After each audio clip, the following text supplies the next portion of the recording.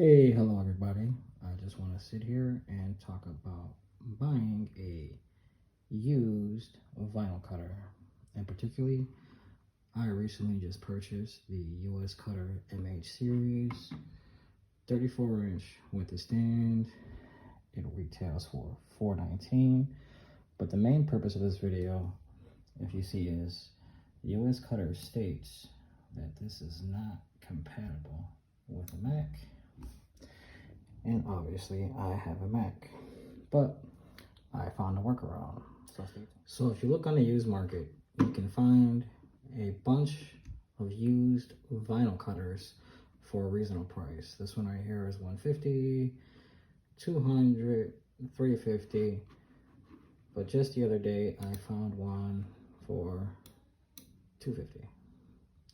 And again, the main issue is this does not run on a Mac natively. Now you can purchase third-party software, which is what I'm about to talk about. And that third-party software is EasyCut Studio. Now, there are many different types of software, but while doing my research, I did find that this software was compatible with the Mac and it did support. Now, usually if you scroll down, it will give you a list of compatible vinyl cutters, and as you can see, there's an extensive list. I am going to scroll down to US Cutter, and it will give you a list of cutters that's compatible. Now this states over here, compatible with US Cutter MH Mark II series cutters. This is a 34-inch US Cutter 871 Mark II. So let's do it. So as you can see, we have the cutter turned on. Now, every time you power this on, the cutter will reset to the original point. What we have to do is take it offline, use our arrows, set our origin point, and before doing anything, you always want to perform a test cut. This is a little bit more different than the Cameo. You have to manually punch in your settings, and the only way to get your dial in your settings is to do a test cut. So I'm going to hit test cut.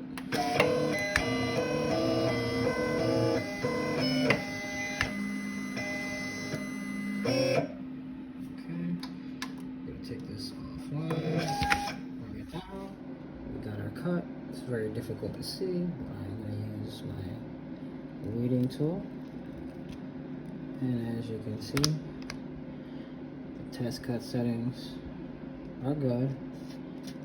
Over here, you can see that's where the final crosscut is, but otherwise, now we're going to set our origin point. So we are going to line it up after we did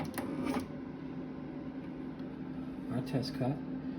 Now as you can see, I am using EasyCut Studio. I've already loaded up an SVG file. Now one thing to note, there aren't too many tutorial videos on EasyCut Studio, but this is the same software, just a different name, as Sir Cuts-A-Lot.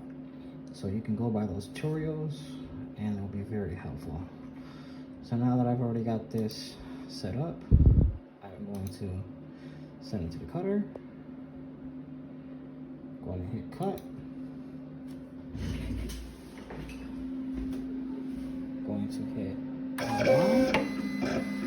And there we go. I spared you from the boring part. Everything weeded out nicely. As you can see, decent amount of detail. Software works very well. The most important thing is when purchasing anything used, finding a solution that works for you. The main purpose of this video was to educate people on doing their due diligence and finding solutions that work for them. at the end of the day, you have to do what works for you. I want to thank everybody for tuning in, and everyone have a blessed day.